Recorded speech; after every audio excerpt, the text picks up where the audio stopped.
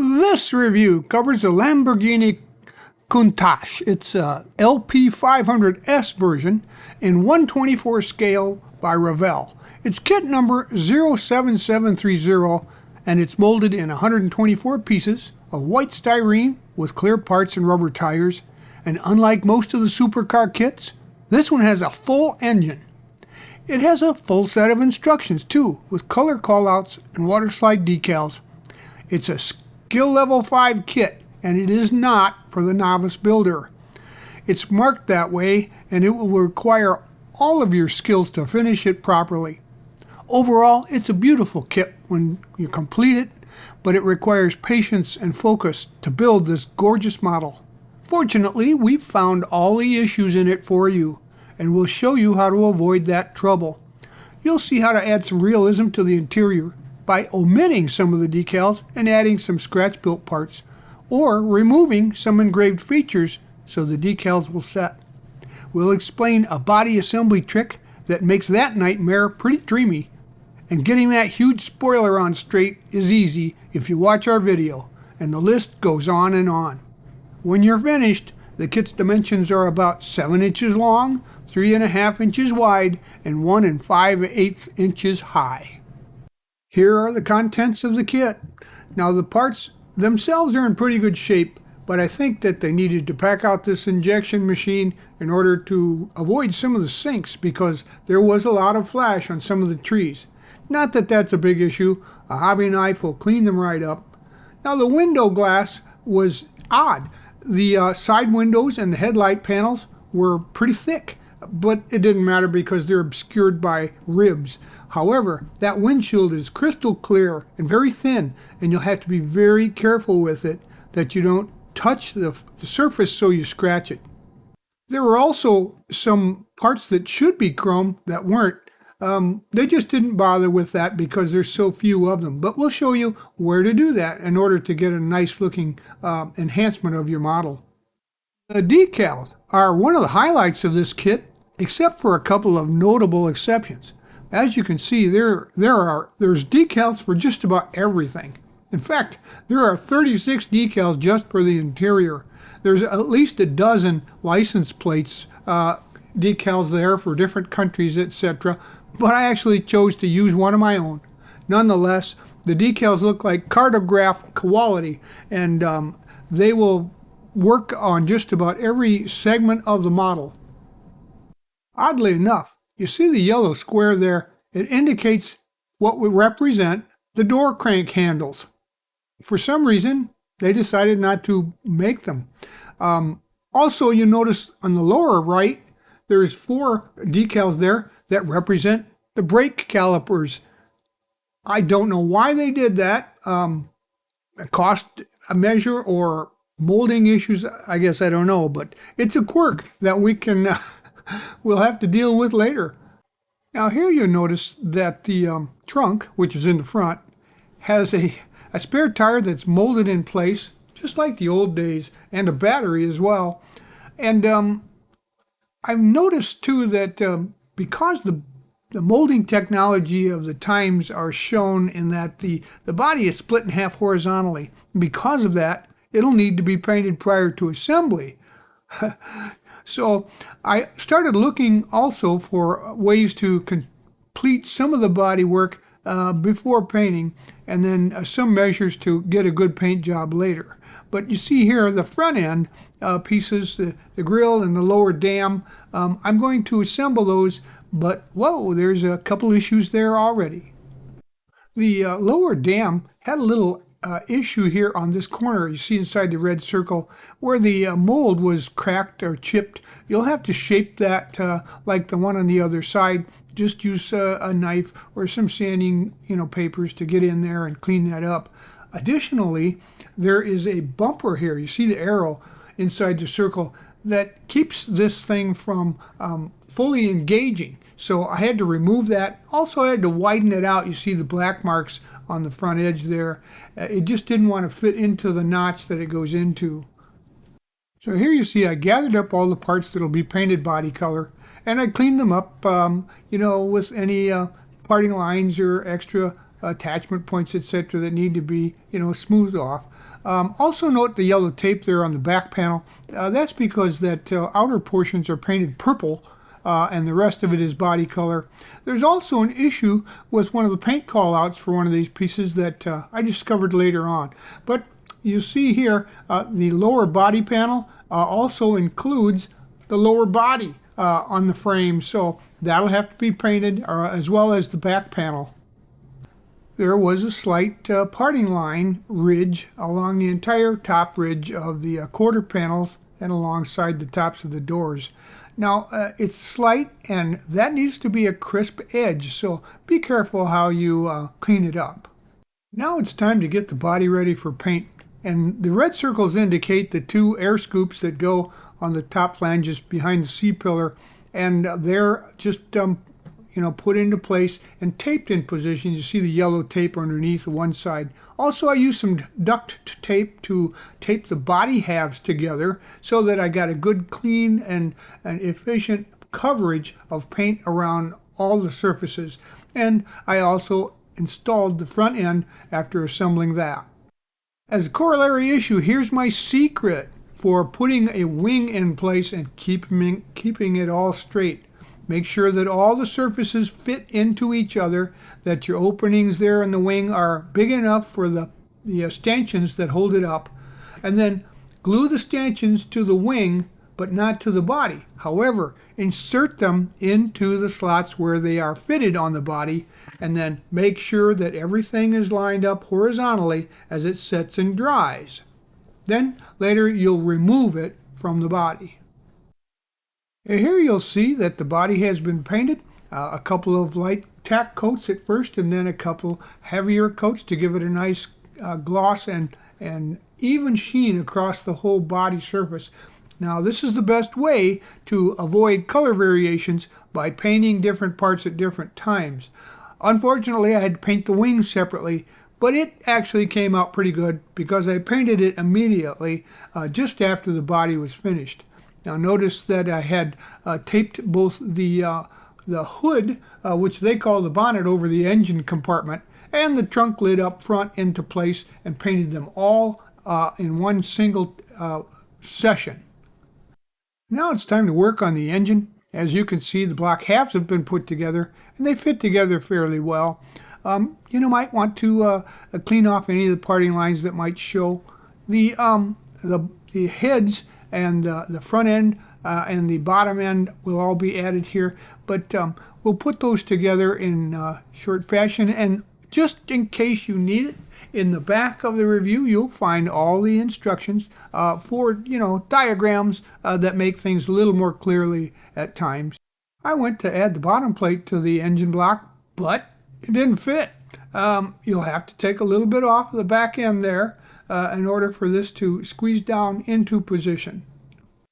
Also note that there are two bosses you see on the piece on the right side there that are supposed to fit into some receivers on the block, but there's nothing there. I just shaved them off so that this part would fit flush with the engine. So after a few minor disturbances, the engine is finally together along with the transmission you see there attached. And it's very, very detailed. It's an excellent model in and of itself. In fact, I can just see some people buying this kit so they've got a full engine to put in some of the other models. Here you see the engine's been painted aluminum color, and the exhaust pipes there are two-piece affairs. You'll see there'll be 6 ports on each side. This big 12 needs them. And the other colors are basically flat black and some gloss blacks. There's don't forget the decals too. There's even 2 decals that go on the fan belts. Also, you'll note the red arrow there. That indicates a piece of rod stock that I used to put in place so that I could paint the motor. That'll just come out after that's not needed. So here's the basic motor constructed. As you can see, it's quite a detailed affair. It's got some nice coloration, and the exhaust pipes are shooting out towards the front of the engine, which is the back of the car. Anyway, we've also got some black wash on there to highlight some of the ribs and feet. The only tricky part here was the putting the exhaust together, but they actually fit kind of well into each other. There's some little shallows that they fit into on each side, and you just glue them into place with some super glue. You see here that we've separated the body panels, and we're going to be working with most of these pieces, which are suspension parts. I like to put those together before we get paint on them for the best glue adhesion, so that we get a good solid suspension. There's also some pieces back there for the radiator. These suspension pieces are very awkwardly drawn in the instructions, but and they just fit on some ledges here. There's no posts and receivers, so this is how they go together and in this orientation. This is the main back brace here, and you see the arrows pointing to those notches. I had to enlarge those in order for it to fit the contours of the position where it's installed into the body there.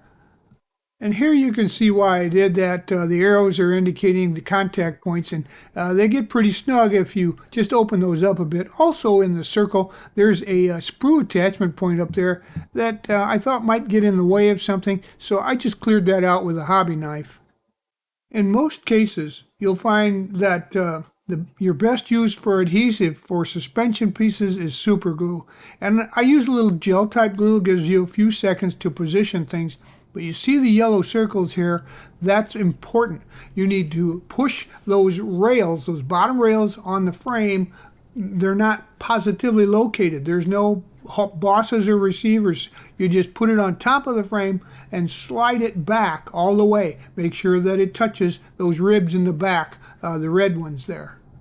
Okay, here's probably the most important secret you'll find in this review. You see that little strip at the bottom with the oblique lines on it? You're going to glue that just inside the body shell, because that thin little rib there is what they want you to glue the body together with. That doesn't work when your body is painted. It doesn't work anytime.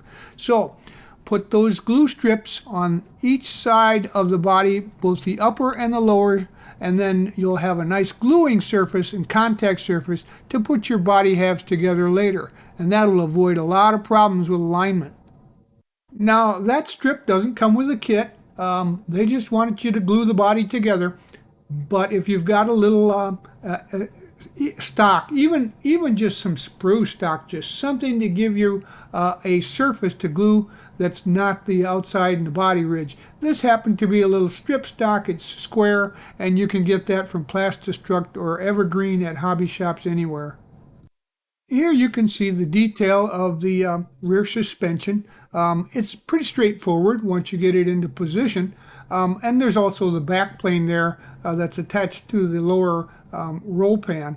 And this will all get painted basically flat black, at least all the portions that you can see.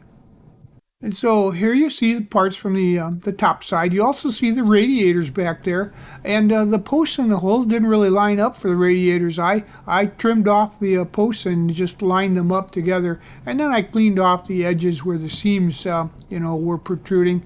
Also, you can give that some black wash. You get a little more of an effect of reality. Now these tubes are, the radiator tubes, and they get painted a gloss black, but they don't go together very well. You need to stack them up on each other and then glue one edge, one side at a time. I started with the back. I glued the back together in the middle, and then I spread the tubes out and matched them up and glued them with a little super glue between them. That's how they go together. And also note that I left that piece of sprue in the middle to keep the spacing proper when I glued the pieces together. That just clipped off with your nippers after the glue has set. There's an immense amount of detailing that goes into this kit. And as you can see here, all the superstructure and backs have been painted flat black. The radiators have been positioned up on the flats where they just sit. You just kind of push them out towards the end there, and they hit a rib that stops them and glue them into place there. And then also you note that we've got the muffler there at the far back on the right, and some other attendant engine bay pieces, and the chrome tips along with the license plate holder that goes into the back. Here are some of those decals that get placed on the engine. You see the stripes there? Those get segmented and put in between some of the ribs on the alternator and the other part there. Also the number 22, those are the seat belt decals, which are very tricky to install. Now we've got a chance to put that engine into place, and it actually fits pretty well. It fits perfectly in there. There's a couple of notches in the back there where that cross member is, and it glues right into place. Unfortunately, when I routed the exhaust back to the muffler, one of them was short. One side was short. So I had to manipulate it upwards so that I could add a couple of small pieces of tubing to it to continue the exhaust into the muffler. Well, I added a couple of scrap sprue pieces to the ends here. I glued them together first and then glued them to the ends of the exhaust. And with a little black wash and some putty, it'll make a pretty good representation to continue that exhaust. And here you can see the muffler has had a little black wash on the ribs, and the top of the other half was glued on after the exhausts were put into place. And then the chrome tips are there. We blacked the ends out a little bit. By the way, those chrome tips have decals. And in the middle you see the white license plate holder that will hold our 1986 license plate here a little bit later. Next we can add the half shafts into the transaxle and out to the spindles there. And you can see the white arrow on the left. It's showing the position of the half axle, and the one on the right there with the long arrow, that's where they are stationed on each side of the transaxle and out into the spindles. I found it easiest to super glue the ends of the axles that go into the spindles to those parts, the spindles, and then just kind of put a little glue on the other end and then guide it into the transaxle to install them. That yellow circle indicates the position of the two shock absorbers in the back end, and they extend outward from the frame to the rest of the control arm there. You'll also note that they are red at both ends and black in the middle, and they are pretty tricky, but they actually go into position pretty nicely if you've gotten your alignment right. And that goes back to those rails that had to be pushed back to the other end to make sure they were fully seated. Well, it appears that our dashboard is in two pieces, and we can start working on some of the interior now. And you see here the instrument panel cluster has been shaved off. The reason for that is because these ribs they're inordinately large, they're out of scale, but they just need to come off because, as it would happen, the kit is supplied with an excellent looking instrument panel gauge set. So if you try to install that over those big ribbed things, they will not settle properly unless you've gotten really lucky with your setting solutions. So simply scratch it off, smooth it off, and put that decal into place.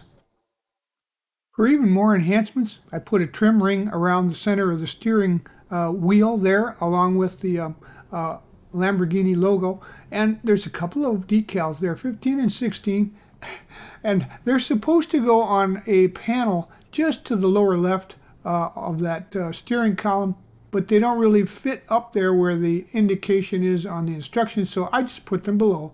Also note the radio decal. I didn't use it. What I did was I put some bare metal foil there. I then painted it flat black, and then I trimmed it off and scraped the paint off from the knobs and the buttons to get a nice looking radio appearance even through those thick windows. Now we can work on the interior bucket. And I started out by using a little of decanted paint here, and I just brushed it into the corners, the edges that have trouble getting spray on them when you paint with spray. So I did that and then sprayed it with the paint, and I used a brighter red. I thought that even though I wanted a more subtle and sophisticated exterior color, that bright Italian red would look good on the interior. And I also added some bright red flocking for the carpet to make it look like you just stepped into one of those old-time movie theaters. Like I mentioned before, there's a lot of decals. In fact, there are 38 decals for the interior, but 2 of them are optional. And since I didn't really get how to position decals number 6, I used the optional decals number 38. They're just a black spot that goes on the console, the sides of the console there. And of course, I added, then the parking brake lever, and some of the pieces even get just painted first. I painted that circle where the shifter goes. There's some pieces up on the top there, some with some ribs on them, which may or may not. You may want to remove some of those ribs and the buttons just below those 2 patches up front in the console to make sure your decals, conform or don't get overly bent out of shape when you try and get them to conform on those features. You will have to use some setting solution if you want them to look, pretty good at all. Also, you might note that I used those crank handle decals. I wanted to retain the circle, that's the outer circle around it, and I'll just put something on top of the handles themselves to make it look much more realistic. And so here's what I did. I used some strip stock for the handle and a couple of slices of tube stock, or I should say rod stock for the handle knobs, and a couple of chrome metal discs to use, and I made my own door handles. And after a little bit of chrome paint, those will look just like real, and I'll glue them to the inside right over the decal version of the door handles. While the decals are drying on the door handles, we can start to assemble the rest of the dashboard and the top cover, the instrument panel, the pedals, and we've got ourselves the shifter there, along with some decals. There's even one on top of that. So here you can see that the pedals have been added, the control pedals. Also the shifter is in place, the parking brake in place, and all those little decals on all those little knobs. And if you look in the white circle, there's your door handle, right over the top of the fake one. Take a little bit off of both sides of the instrument panel, the dashboard there, and it'll slip right into place. Make sure that you push it all the way forward so that it fits up that in the front there with that contour that matches the forward face of it. And here you see a couple of side long shots at the interior, and it really is quite impressive. Although they could have made it a little more friendly for construction, but all in all, it looks great. Now you see here we've added also the bucket seats. Those are two-tone red with the black leatherette insert for emphasis, and we've got ourselves a nice contrasting interior, and she looks really sharp in Italian red, and I think that it does the Lamborghini Countach justice. Now we can turn our attention to the upper front suspension part, which hangs down from the bottom of the body, inside of the body. So just make sure that you square it up and that it is flush where you mount it to the that portion of the inner trunk area there, and just use some super glue to make sure that it's got a good strong bond. With the glue dry on that front suspension, you can hand paint that with some flat black, and we've got the two halves of the body just about ready to go together. So let that set and dry completely, and we'll get to that in a minute. But first, we've got some detailing to do in the trunk. You see the wheel has been painted black, that whole section flat black, along with the battery. Now we've got a compressor and a tube there that needs to be installed, and that goes on the passenger side. Also, we've got a brake booster and some another decal to put into the onto the battery. We're going to detail the battery too with some aluminum colored posts and a red line on the right side there, you see, along with aluminum on the internal portion of the wheel, and then we use a small black pen to highlight the bolt holes in that. The spreader bar there, or brace as it is, it's painted gloss black, and it goes right in between the fenders. And you may have to trim a little off the edges to get it to nestle in there properly. And this is what that front end will look like, your trunk area. You get the wheel painted and the bar put in place. And also note the windows here. These are the side windows. And the side windows get installed from the inside of the car. And basically they don't, the only thing that really stops it from falling out the other side is that large area in between the C window and the B pillar and the front window. Also, it's got some heavy ribs on it, and they will get painted with a Sharpie. They're so large you can paint them with a Sharpie. And so once you get that done and dried, you can install it with a little white glue and then tack the corners with a little bit of cement, something that's that won't run. Either some regular tube glue or a little bit of epoxy to keep those windows in position. Now we need to do a little prep work on the engine cover, the bonnet as they call it. And that big red arrow indicates some flat black treatment that's done to this ribs in between here. And then the purple arrows there indicate the edges, which you want to sand off about 10 thousandths off of each edge to make sure that your hood will still open after you get everything done, all your paint applied, and the top rail installed. That black arrow indicates the tips of your hinges, which I trimmed off a little bit so that I could simply put that piece into place if I wanted to, still have it hinge, and yet I could take it out if I wanted to display the full engine.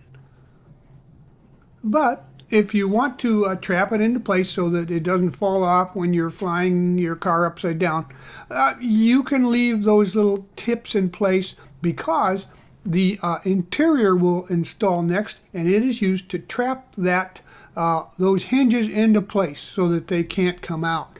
But there are two small holes up front, just under the front suspension, where the interior bucket is aligned. They should nestle down onto it, but I didn't seem to be able to get them to that point. So I eyed it up, just make sure that the holes and the bosses there are in alignment, and then glue your interior into position there, and a couple of tack spots at the back where it touches the fenders. And what you're looking at here is the air intake duct that goes to an outside NACA type vent. And there's a problem, however. As you see here, it fits there, not very well, but that's where it goes. And I was under the impression, actually I was misdirected. The instructions call for the side facing the interior bucket to be painted red, or black, and the other side, which you would see from the outside through the vent, to be painted red. As you can see here, K indicates the color that is the body color on the side that you would see, and then on the back side it shows it being black. That's wrong. That's backwards. And additionally, I found that there was a large ejector pin mark on the side that you would see if you looked in there. If I was a judge at a contest with my flashlight out, I could see it. So you'd have to remove that. Now, I didn't see any pictures of the Countach that had paint, body color paint for the that vent on the inside that you could see. They're always black. So I took it into my own hands and decided to not use the vents, which also looked like they were going to be a fit problem, and replace them with a couple of pieces of sheet stock that I painted flat black. Now there's an opening there, so it still kind of looks like that is an open area, that, you know, that's the way you would see it, painted it flat black, and along with the decal in front of it, it looks pretty convincing. If this is a contest model, I wouldn't do that. You'll have to figure out how to install and use those without interference and remove that large ejector pin mark.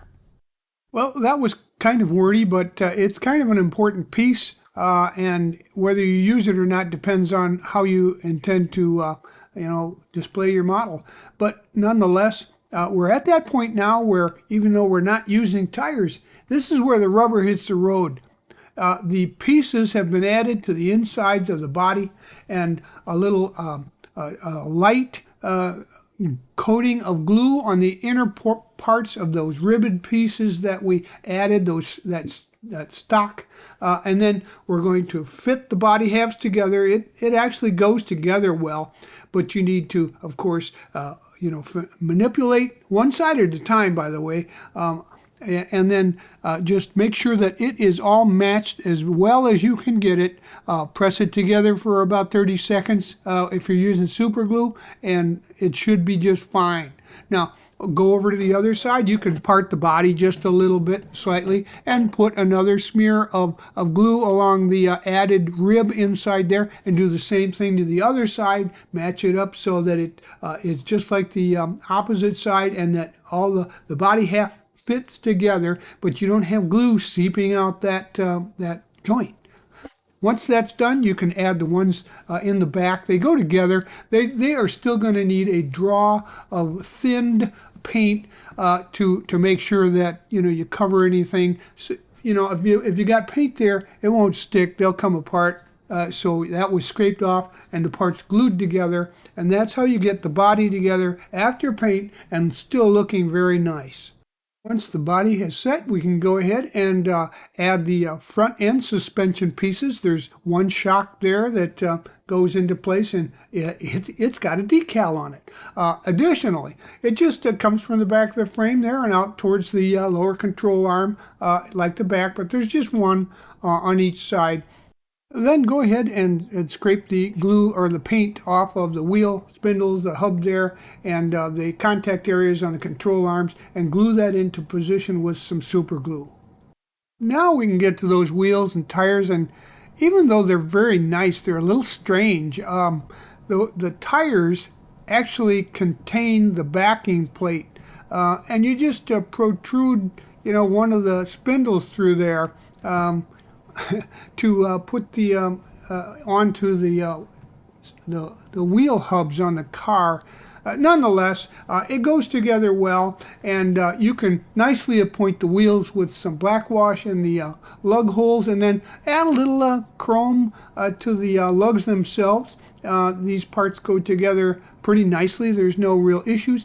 Don't forget, however, that those little pieces in front there are your rotors, and you're going to aptly decorate them with some caliper decals, just like this. So make sure that you put those into position, and that the ones with both calipers, I put them in the back side. I couldn't really find a good reference photo, and then the other two go into the front side, and so you see here that the protrusion out through the back of the wheel is where your hubs extended into your wheel spindles. So if you want to add a little realism, you can go ahead and rub those tire tread areas with a little light sandpaper, about a 220 grit, until they look like this. Then they'll look just like they've been at least rolled off of the showroom floor. Now it's time to go ahead and put those in position. They've got a mechanism there where if you just lightly touch some glue to the tips of the wheel hubs, they'll somehow magically grab those spindles and just rotate, but I couldn't get that to happen, and I just glued the wheels in place. And if you did that, you probably they'd probably just come off eventually anyway. Nonetheless, put your wheels on, make sure that they all touch just right, and then once that glue is set, we can move on to the next area. Now we start working on that back panel with the tail lights, etc. And those fit right through the back panel. I painted, of course, I painted that with some chrome paint, and then I added the brake light colors to it. And then the back panel itself is body color in the center and a purple color on the extremities. That was the hallmark of the Countach. Now we'll get some of the small sub-assemblies ready. The mirrors here, as you see, were painted body color on the external portion, except for the flexible parts, flat black. And then the inserts there, they got painted chrome with some chrome paint, and we'll insert those into the mirror bodies, and then they'll be applied to the body too. And so, as you see, we've still got a few pieces and decal to add, and of course these are the parts that you want to add last for the most part. Mirrors, the wing, the wipers, anything that's on the extremities gets broken off easily, while you're handling the model and construction, so these pieces will go on last. Use care to apply the windshield into position there. It fit perfectly into the opening. Just use a little white glue around the edges to make sure that it's clear when it dries. And of course the headlight covers, same thing, they fit nicely in there. The mirrors are nicely attached. There's a large opening for them to be glued in with some super glue, and then that rear panel goes into the tail light area and it snaps right into place. The wing, be careful, just remove some of the paint from the slots in the back of the fenders there, and use some thin super glue, drop it right in. It will fit perfectly because you sized it up earlier so that it would just be right. Well, this is a single purpose build, and normally you would have used every single part. And as you see, the only two that are left were those ducting panels that I didn't use, and a whole lot of decals. But at this point, your model is finished. Well, there you have it. Your spectacular Lamborghini Countach is finished, and wow, that is a real head turner. And can you imagine cruising along on the Autobahn over there in Germany at full speed, or maybe even a long stretch of lonely highway in the desert here in the U.S. With one of these things under your belt? I can't imagine the exhilaration, and I probably never will because I don't have that kind of money. But I did have enough for this nice looking kit. Now, it will challenge you, but as you can see, if you can stick with it and finish it up, it'll be worth it, because it is just an immaculate head turner. It was certainly a shock in the design world when it came out back in the day. So if I were you, I'd buy one and put it on my shelf. Thanks for joining us at Right On Replicas, where we're proud to bring you the best scale model kit reviews on the planet. Thanks for joining us at Right On Replicas, where we're proud to bring you the best scale model kit reviews on the planet.